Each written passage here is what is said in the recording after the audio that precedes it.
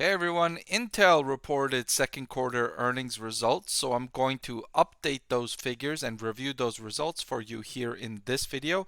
I'm also going to update my recommendation for Intel stock. Coming into these results, I had Intel rated as a buy.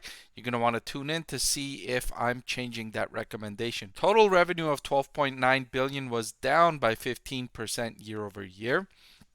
Now remember, Intel benefited strongly during the earlier stages of the pandemic when people all of a sudden needed to work from home, learn from home, entertain themselves at home, and so computer sales exploded. However, computers are a long lasting electronic. People buy them once every 4 to 6 years. So that means the rest of the years following the earlier stages of the pandemic, computer sales are held back because people are not replacing computers at the usual rate.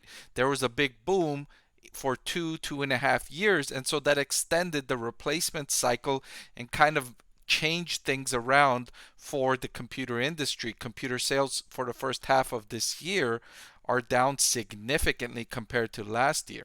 However, that's not going to last forever.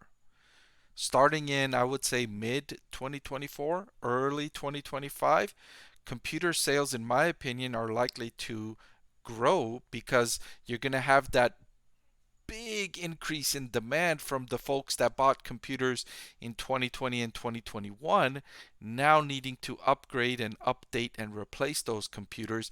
And that replacement cycle is going to be bigger than any replacement cycle, in my opinion, in the company's history. Because in 2020 and 2021, there were more computers purchased than arguably any other year. So that's what Intel stock investors have to look forward to. And that's partly why I had the stock rated as a buy coming into these results, even though the short term, the near term, the company looks pressured. Earnings per share of 35 cents was an improvement from the loss per share of 11 cents last year. The company made significant progress on its $3 billion of planned cost cuts. The way I calculated it, it seemed like about 800 million year over year cost cuts in operating expenses. So very nice progress to be sure. Notebook, data center, and network segment revenue were all down significantly. The notebook segment, you can understand that's a result of what I mentioned earlier. Data center revenue falling is a result of enterprises fearing an oncoming recession and looking across their spending and saying, where can we cut costs? Where can we pause spending? Where can we delay and push it out? In the same way that Intel is looking to cut costs, other corporations are also looking to cut costs. And one area they cut costs in is data center. And so that was a headwind for Intel as well.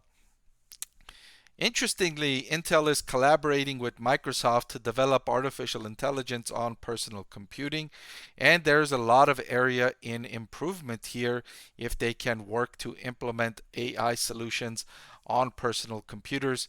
I know you all watching this video work with personal computers either at home or at your job site, and you all notice areas where there can be more intuitiveness in personal computing. And so, if Intel can work with Microsoft and collaborate and improve, that could be a nice tailwind and that could be a nice enticer to increase that replacement cycle and increase consumer demand for personal computers.